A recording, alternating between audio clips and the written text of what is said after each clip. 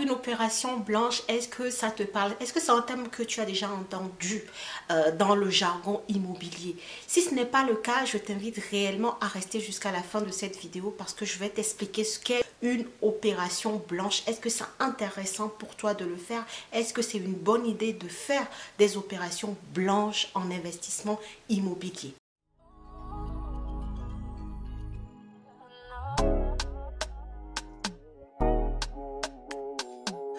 Bonjour à tous et bienvenue sur cette chaîne destinée à l'investissement immobilier. Je suis Lady Célia, je suis conseillère en investissement immobilier depuis 5 années et moi-même investisseuse avec un patrimoine de 21 appartements aujourd'hui. Mon travail, c'est quoi? C'est d'accompagner toute personne de la diaspora africaine résidant dans des pays occidentaux à pouvoir investir dans l'immobilier dans le pays dans lequel ils résident. Alors moi, j'investis en France, donc j'accompagne les personnes de la diaspora résidant en France, mais tous les conseils que je donne, que ce soit sur cette chaîne ou que ce soit dans mes coachings, concernent toutes les personnes résidant dans l'Occident. La méthode est duplicable, peu importe où vous résidez dans l'Occident. Si vous souhaitez investir dans l'immobilier pour vous créer du patrimoine, pour gagner en sérénité financière, pour sécuriser l'avenir de vos enfants, votre propre avenir, votre retraite, ou pour engranger de l'argent et aller investir dans vos pays d'origine, alors je vous invite réellement à faire deux choses. La première chose, c'est à vous abonner sur cette chaîne si ce n'est pas encore fait. Et la deuxième chose, c'est pour aller plus loin, de me contacter grâce à l'email que je mets en description de toutes mes vidéos pour que je puisse vous accompagner dans votre projet d'investissement. Comme je vous l'ai dit dans la vidéo précédente, eh bien, j'ai un projet de vous proposer une formation pour vous aider à acquérir les bases de l'investissement immobilier. Mais pour ça, j'ai besoin de votre aide parce que je veux réellement vous apporter ce dont vous avez besoin. Donc, j'ai créé un petit questionnaire qui va vous prendre à tout casser 2 minutes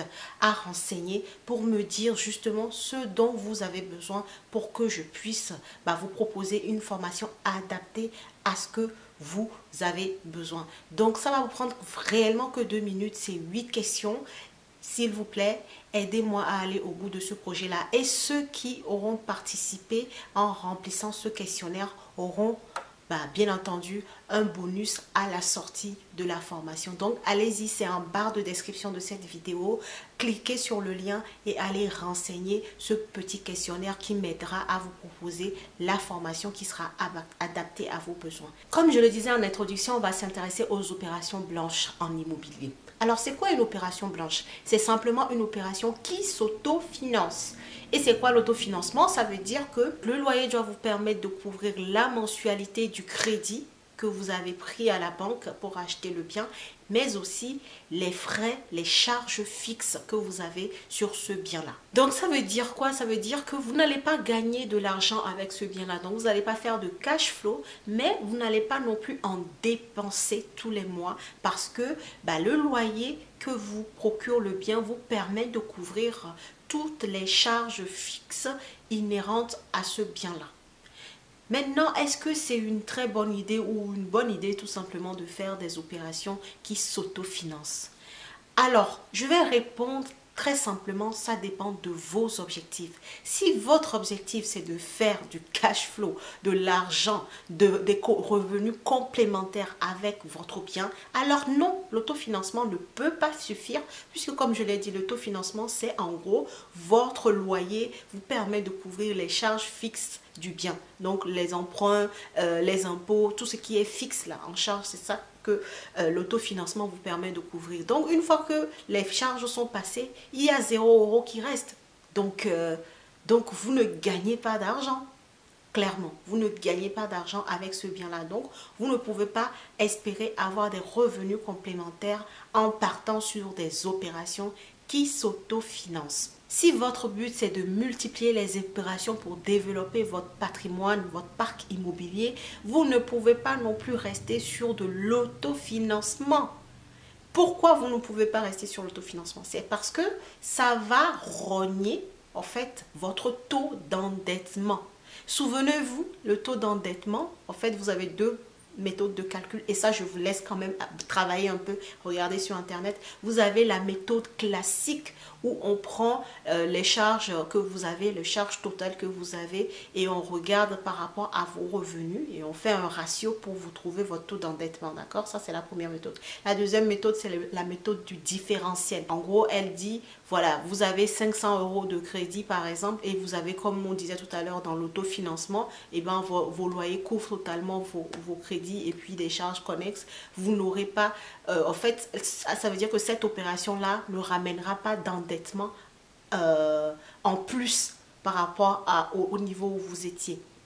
Donc avec la méthode du différentiel, c'est top. Maintenant, avec la crise actuelle, les banques n'utilisent plus trop cette méthode du différentiel qui est juste la méthode la plus adaptée, la plus bénéfique pour nous investisseurs. Sachez que beaucoup de banques ne l'utilisent plus.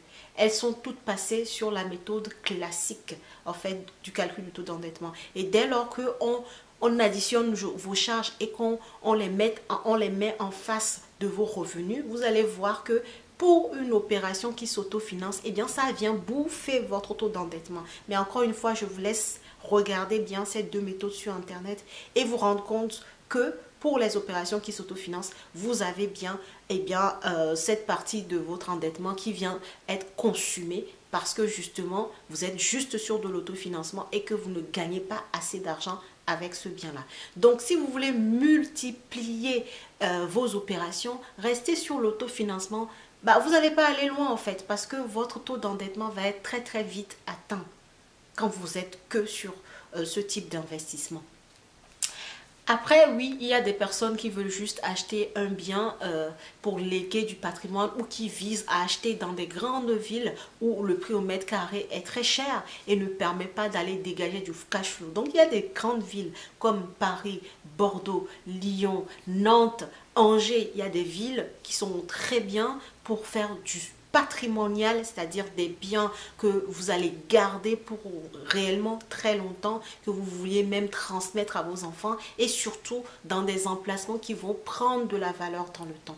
Donc quand vous tombez sur des biens comme ça ou si c'est votre stratégie de rester réellement sur des biens patrimoniaux, alors là oui, vous pouvez viser de l'autofinancement, mais encore une fois, vous n'allez pas faire 5-6 opérations patrimonial. En fait, c'est ça qu'il faut comprendre. Vous n'allez pas pouvoir multiplier vos opérations. Vous allez en faire 2, 3, dépendamment de vos revenus, puisque quand même, le taux d'endettement, encore une fois, est calculé par rapport à ce que vous gagnez tous les mois, tous les ans.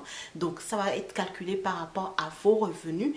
Et selon vos revenus, vous pouvez faire 2, 3, 4 opérations patrimoniales, mais ça s'arrêtera là, en fait. Mais c'est aussi une stratégie. Comme je le disais, ça dépend de chacun d'entre nous. Quel est ton but? Pourquoi tu veux investir dans l'immobilier? Quels sont tes objectifs à atteindre dans l'investissement immobilier? Si tu comptes gagner des revenus supplémentaires et que, comme j'ai dit en début d'année, tu as fait le point et tu veux gagner 500 € par mois d'ici la fin de l'année 2021 sur de l'investissement immobilier, eh bien, tu ne peux pas faire de l'autofinancement parce que ce n'est pas compatible.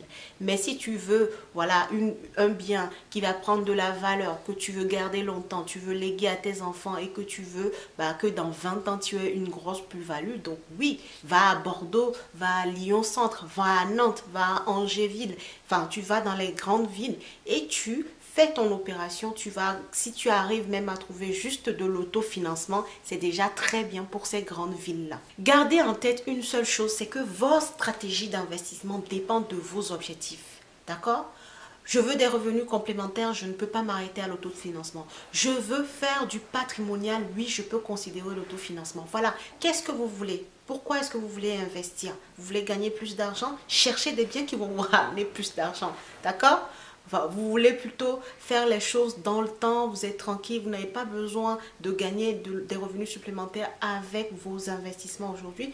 Cherchez du patrimonial. Donc, si vous trouvez de l'autofinancement, c'est déjà pas mal. Et dans le temps, selon là où vous êtes placé, selon là où votre bien est placé, eh bien, il va prendre de la valeur et vous pourrez faire de la plus-value à la revente de ce bien-là ou léguer quand même un beau patrimoine à vos enfants. Voilà. C'est tout ce que j'avais à vous dire dans cette vidéo. N'oubliez pas de remplir le questionnaire s'il vous plaît et partagez la vidéo dans vos groupes WhatsApp, sur tous vos réseaux. Merci d'avance pour tout ça et je vous dis un bon jeudi et à la prochaine vidéo.